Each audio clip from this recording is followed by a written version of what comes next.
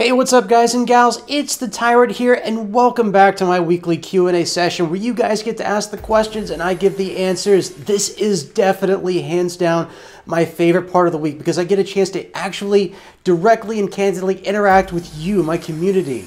And it's so rewarding because you are not only the best part of my week, you're the whole reason that I do this. The whole reason I do the whole Mythic Tyrant thing at all. And I want to appreciate every single one of you, and I want to thank each and every one of you for participating in my weekly Q&As. I have such a great audience with you guys, and it's an honor to have you here.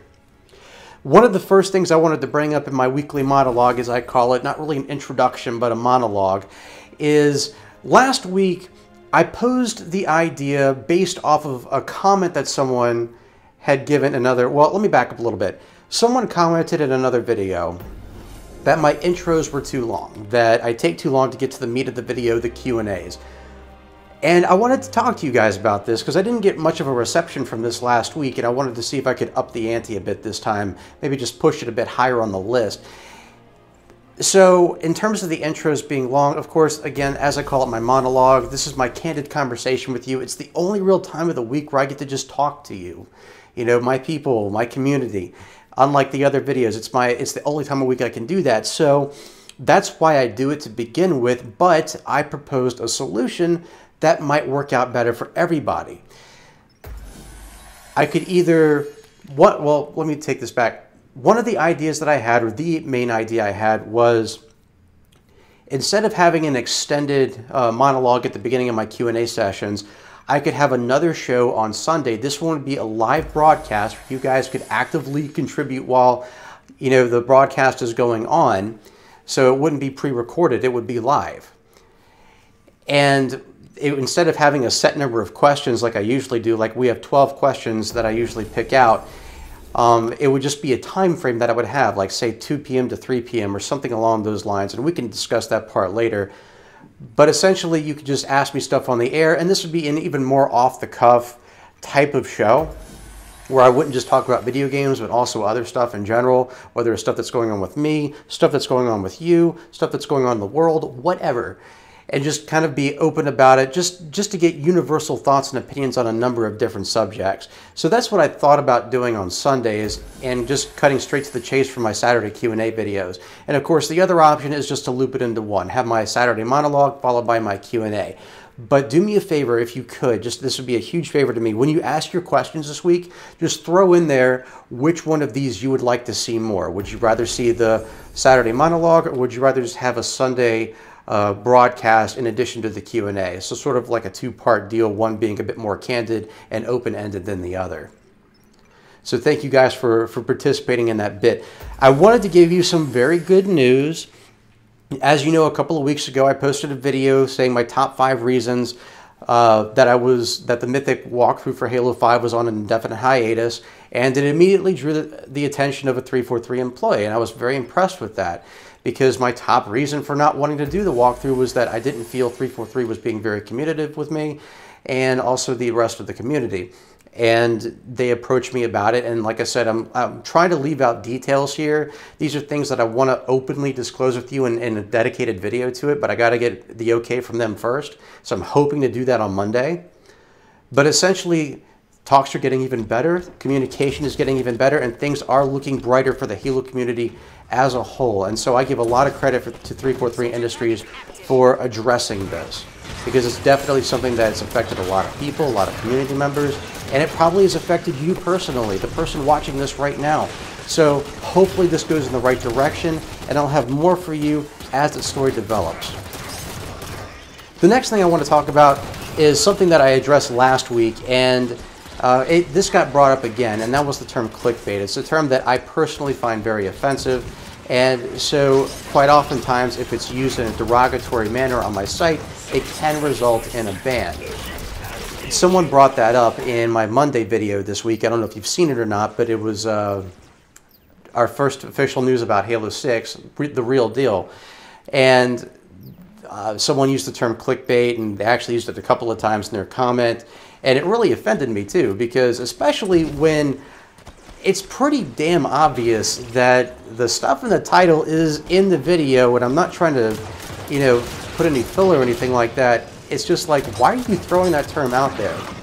And so the person kind of shouted back and he said, well, if you're just going to ban people for using clickbait, you shouldn't be on the internet. You don't have much of a backbone. Of course, I'm paraphrasing a little bit there, but that's essentially what he said. And I want you to understand why I do that. You know, as I talked about last week, I find the term clickbait offensive not only because it's derogatory towards me, but towards my work. I try to work very hard for you guys. I try to make sure that I have content that you'll enjoy. I have no intention of ever tricking you or trying to fool you into watching something against your better intentions. I want you to enjoy the content. I want you to deliver actual information to you, but in an entertaining manner, something that will stick with you. And so I ban the people who, not always, sometimes I'll just delete the comment, but the reason I issue that ban, and he says, you know, you shouldn't be doing that. First of all, remember, at the end of the day, this is my website. The only overseers that are on top of me are Google. That's it. But I'm the only moderator here. So the reason I will ban someone for using that is typically when it's used, it's meant as an insult. And it's not something that contributes to a conversation, doesn't contribute towards the video, it doesn't do anything but try to use an insult to gain attention for himself or herself. And that's another way of saying trolling. And I don't tolerate that on my website. I want conversations to be productive. Obviously, if they're just little comments like, hey, I like this or whatever, that's fine. But if it's meant to attack somebody and I catch it, what I do with that is my decision. And it's not that I don't, I mean, I've been on the internet for almost a decade now in terms of being in the spotlight. You know, I've heard it all. It's not that I can't tolerate it, it's that I don't want to encourage people to continuously do it. And by never doing anything about it, that's exactly what I'm doing. I'm going to give you a famous quote by Bungie here, our favorite development team, our favorite company. And it's simply this: you have no rights, play nice. That's all there is to it. Now, I know that most of my audience here, in fact, pretty much all of you, you're good people. You know, this doesn't apply to you. But for anyone who's listening on the outside, that's why I do what I do. It's not because I just want to stamp my foot and say, well, fine, this is how it's going to be. No, it's to try to promote a better community and a better experience for everyone involved. So that's why I do that. But speaking of comments, I got a really interesting one yesterday. If you haven't seen the video that I uploaded yesterday, it was my legendary walkthrough for Halo 5 Guardians mission, The Breaking. So now we're only one mission away from completing the legendary walkthrough for Halo 5 Guardians. Yes! Almost done there. And generally speaking, I very rarely ever even get dislikes for those videos. It's very honorable to know that I still have a core group of people on here who still really appreciate doing the guides. I did get a few dislikes for that one though, and I feel like it was because I wish people a happy Cinco de Mayo. I know we're a divided country right now, folks, but holy crap. And I think, you know, there's still people out there, I don't know, I could be wrong here, but those who are pro-wall who don't like it when I say stuff like that. Personally, you know me, I'm a person who loves all people of different races, different cultures, different religions, different sexual preferences, whatever. I don't care. I don't judge for that sort of thing. And so when I hear certain derogatory things being used to target a specific group of people, I also take offense to that, even if I'm not the one in which those insults or derogatory terms are directed towards. And so I'm not going to go into politics or anything like that, but this one person said something very interesting. I actually laughed out loud for a second. He said, your walkthroughs are shit. I watched a bunch of them, and you skip battles and all this other stuff, and basically that was the gist of the comment. And of course they had some slurish content in there, so I ended up removing it and banning the user. But that's basically what he said. And so first of all, one of the things I find funny is that he didn't like one, so he continued to watch them again. Oh, that's like me saying, I hate the movie Twilight. You know what? Let's watch the rest of them, because that makes a lot of sense. But really, he does touch on an interesting point that I wanted to bring up, because I have to bring this up every once in a while. And the portion of this he was really referring to was, I demonstrated in the video how to skip the 3 Warden Eternal boss battle, which otherwise would be the hardest boss battle in the game, even if all your guys are loaded up with incineration cannons and UR2 and whatnot. It's still a pretty tough battle. The purpose in a walkthrough is not for entertainment. If you are entertained by the walkthrough, great, that's a bonus for you. But that's not the purpose of it being there. When I write a walkthrough for a video game or for anything, it's to be an instruction manual. It's to make things easier for you. The routes that I take in any guide that I do, especially Halo, is to show you the easiest way for you to conquer that mission or that game.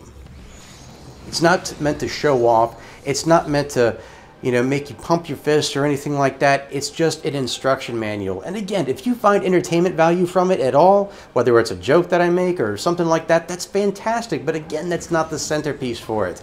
I take the tactics that I believe to be the best ones used for you to get from start to finish without too much trouble. And that's all a walkthrough is for. So, and what sucks is, no matter how I do it, there's always going to be some people out there who don't like it. If I take it slow and steady and wipe out everything, people say it's boring. If I do speed runs, people say you're skipping all the important battles. If I find this interesting combination of those two, either one of those two previous comments will erupt, or someone will say I'm cheating because I'm too good. In other words, I don't care. At the end of the day, I do walkthroughs the way I want to and the way that I think is best for everybody. That's how I got on the map to begin with, and that's how I continue to be there. So that's why I do it. But that's pretty much it with the walkthrough category. Again, I know most of you appreciate it, and I appreciate you, so thank you. So since we've gotten that all of the way, it's time to finally dive into this week's Q&A. Whew, only took me 11 minutes this time. So our first question comes from Villain Caustic. And I want everyone to wish this guy a happy birthday. He actually reached out to me just to make sure that I got his question this time because I missed it last week. I do apologize, my friend, but it is his birthday today, so wish him a happy birthday. Happy birthday, VC. And his question is, of all the characters in Red vs. Blue and Halo, which character would you want to be in real life? Well, I'll narrow that down to Red vs. Blue, and that answer is obviously Church. He is one of the only two characters on the show who actually thinks logistically, and the other one being Simmons, but Simmons is kind of a pussy. So I like Church. I think he's a really cool guy. I love his mindset. I love his humor. I love his skepticism. But he's also, because he's an AI, he's invincible. He can live forever. He can even infiltrate other Spartans. I think that's pretty cool. So Church is definitely my guy there. Good question, Villain. And again, a happy birthday to you. Hope you have a kick-ass day, my friend. Our next question comes from Josh Metal. Okay, Josh Metal. And Josh asks, what are your thoughts on microtransactions within Halo? Quite simply put, I'm against them. I don't mind the idea of rec packs. I think they're quite cool. But when you have to pay money for it, it takes the fun out of it, because that means people who have a lot of money stand a chance of getting much, much better equipment. They can just, buy that $100 rec pack over and over again and just keep showing up with, Hannibal tanks and, rivers of light and all that good stuff. And what I honestly think is keep the rec packs, but make it so that you have to achieve them by doing in-game stuff. And they already do that to a point. They give you rec points. They give you rec packs for certain achievements, like acquiring a new level, or logging in every day, or something along those lines, or victories. They do that too. And that's how it should be. It should only be based on that. Maybe make rec points a bit more easier to obtain, or make the rec packs less expensive so people feel less inclined to buy them. But ultimately, no, I do not think microtransactions should be a thing in any game, and especially Halo. So good question, Josh. Thank you. Our next question comes from Red Skull Productions. I think Captain America wants a word with you. So he says, hey, Tyrant, I understand you don't, he says, what would you think of a Gray Team spinoff? I'm assuming he means a Spartan team here. Honestly, I'm not familiar with them. I don't know if they were in the Fall of Reach or what. The only two teams I'm really familiar with are Blue Team and Red Team. So to answer your question, I think that would be a great idea. If for anything, just to have a new perspective on this universe, to have new characters involved, just to further expand upon the universe without compromising the current characters. So I'd be down for it. So that's a good question. Thanks, Red Skull. And watch out for Mr. Captain America, especially that Hulk guy. Here he's a lot of trouble too. Our next question comes from one of my favorite guys on this site, Harambe. Always good to see you, Harambe. And he asks, What would you think of a Halo game where you're a Marine or maybe an ODST and have the old style of Call of Duty before Call of Duty, of course, where you were just another soldier, just as vulnerable as your fellow soldiers? Well, we kind of already had that in Halo 3 ODST. Yeah, you had certain perks, but really, I would never want to introduce Call of Duty into the Halo franchise. That, I think, is sacrilegious. They already sort of did that with Iron Sight. So, no, I don't think that they should do exactly that. Would I like to see maybe a sequel to ODST? Sure.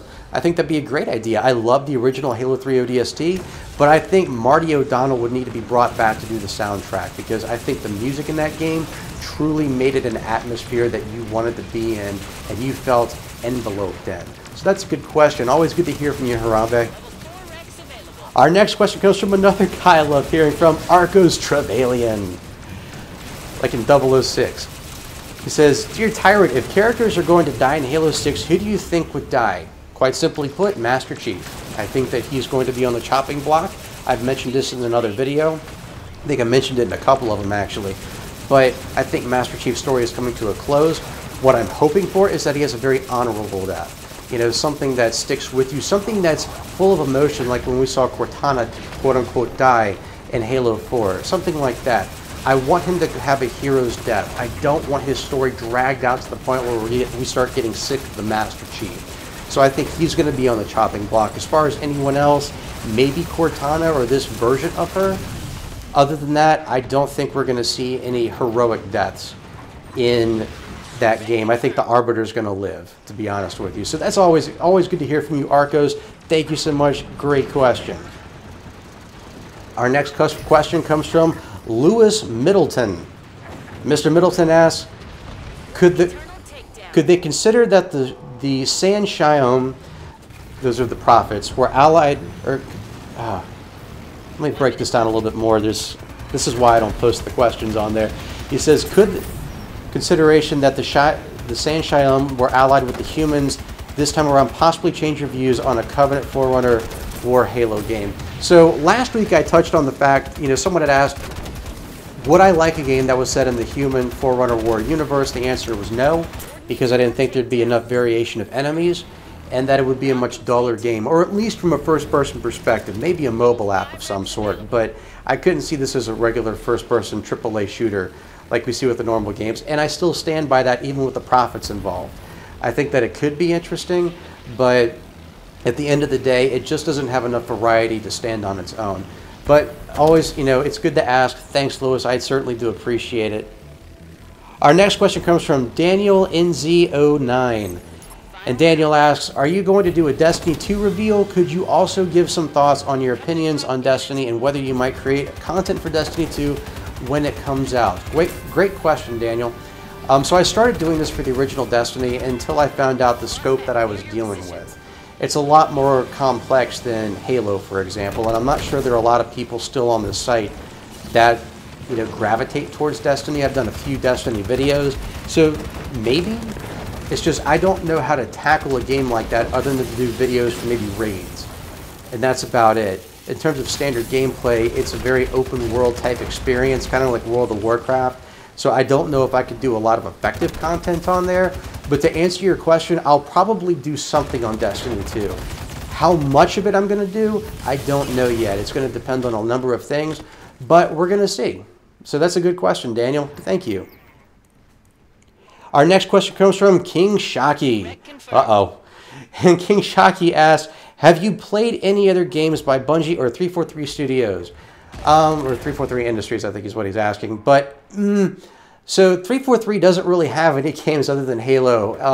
343 was made by Microsoft as a subsidiary of Microsoft and Microsoft Studios simply to create Halo content. That's it. So if Halo dies, so will that company.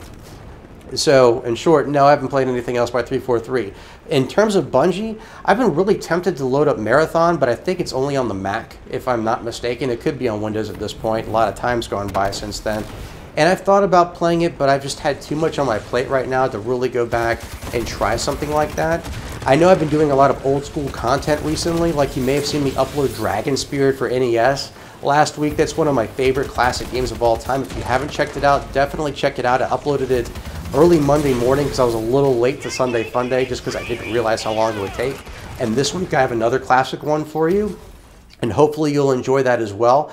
But it's something that I think I could do in the long run, just if anything, because there's still Bungie fans on this website, and I want to make sure that I make them happy too. So that's an excellent question, King. Thank you. Our next question comes from Nathan Freeman. So are you Nathan Fillion or are you Morgan Freeman? Or I should say Gordon Freeman. Whoops, wrong guy. And Nathan asks, do you think Hunt the Truth will still matter in the story? I think for a prequel it can work.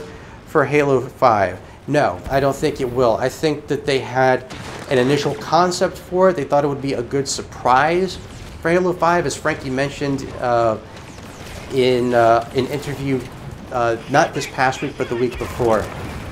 And it just didn't work out very well. So no, I think that's done and over with. If you saw my Monday video, the news that was delivered by 343 Industries, our first official news for Halo 6 is that it will be a Master Chief focused story. So there will be no split campaign this time around, because a lot of people were upset with that for Halo 5. Not just because of the split campaign, but because out of the 15 playable missions, only 3 of them belong to the Master Chief, who is the icon of the series. So no, Hunt the Truth is a done deal. We won't be seeing that again, but still a good question. Our next question comes from Delta Wolf 1000. And Delta asks, pick one feature you liked and one you disliked from each Halo title. You know what? I'm going to narrow this down. It's going to take too long for me to do that for each title, so I'm going to hands down say the worst thing to ever enter the Halo universe, period, is the Halo 2 Jackal Sniper. Done. One-shot kill from across the map. You can't even see them real well because they blend in so well with the environment. There's usually a ton of them, and they all spawn in different places. Oh, and they shoot from the hip, too, with lightning-fast accuracy and instinct. And they can even shoot through walls. These guys sucked dick. It was horrible. In Halo 3, they sort of toned them down a little bit. They sort of made them less trigger-happy, and they have a little light scope on them, so they're easier to identify, as well as tell which way they're facing, but they can still one-shot kill you. For me, the best balance for the Jackal Sniper has been in Halo 3 ODST and Halo 4, where yeah, they still had the beam rifle, but it took at least 2 shots for them to kill you. So if you got hit once, you at least had a fair chance to get into cover. In Halo 5, they seem to sort of return to their roots. And I've posted this footage before, and I'm going to do it again. But they can shoot you again, one shot from across the map, and not just you, your entire freaking team. How insane is that? The entire point of you having a squad system is so that you don't have these weird, cheap deaths. But no, so I'm hoping they've sort of toned them back a little bit since I made that video. At least they don't usually kill your allies with one hit, so you can still be brought back if you yourself are taken out. But I still say they're overpowered. Go back to the ones from Halo 3 ODST and Halo 4. Those were much better. So that's an excellent question, Delta. I know it wasn't the full thing that you were looking for, but hopefully that does something for you. Our next question comes from a Soviet tank. Dos Vidania, my friend. So he says, what do you think of a Halo game based around the UNSC Navy and space battles with the Covenant? I think that's a pretty cool idea. I don't know if it's something that would be available for the Xbox One, but I can see a pretty cool mobile game for that. Or something like, shoot, it's called S3 or G3 or something like that. It's sort of a galactic spanning game where you build your own fleets and you harvest things and whatnot. It's pretty cool. I haven't heard about it in a long time. One of my old coworkers used to play it, and it sounded like a pretty cool game, but I'd love to see a concept adapted from Halo to that, just so that we can have that connection to the Halo universe. You know, UNSC versus Covenant. I think that would be awesome. I don't know how exactly they would do it, but I'd certainly play it if they did. So excellent question. And our final question for the day comes from Extreme 843. He said, Tyrant, could Halo succeed in a crossover game? Actually, it has. Now, probably not in the way that you're thinking. What we saw, for example, in Dead or Alive, they had one of the fighting characters was a Spartan. And in another game not too long ago, they also added the Arbiter in. So they've had Halo crossovers in a way, but in terms of like story crossovers, in terms of canonical crossovers, no. Halo's its own universe, and it's got to stay that way. But that's still a good question. It's an interesting idea to think about, so thank you. So that does complete this week's Q&A session. If you want to ask a question to have it included in next week's video, all you got to do is ask it in the comment section below. And of course, this week, again, if you could, let me know about that Sunday show when you ask your question. That helped me out a lot and would probably help you guys out a lot too. So that's all you have to do. Or if you want to, if I somehow miss it, you can hit me up on either Facebook or Twitter, more preferably Twitter, just because that's the one that I respond to the fastest. Links to my social media can be found in the description below. And if you like this video and you want to see more, click that subscribe button for more video game related content every Monday, Wednesday, and Friday right here on MythicTyrant.com. Thanks so much for joining me this week, you guys. I love it. I love you guys. Thank you for being here and dedicating your time to this show. I love you guys and I love the content and I can't wait to do more of this stuff. I'll see you tomorrow for Sunday Fun Days. Thanks so much for watching, guys and gals, and as always, I'm the Tyrant, signing off.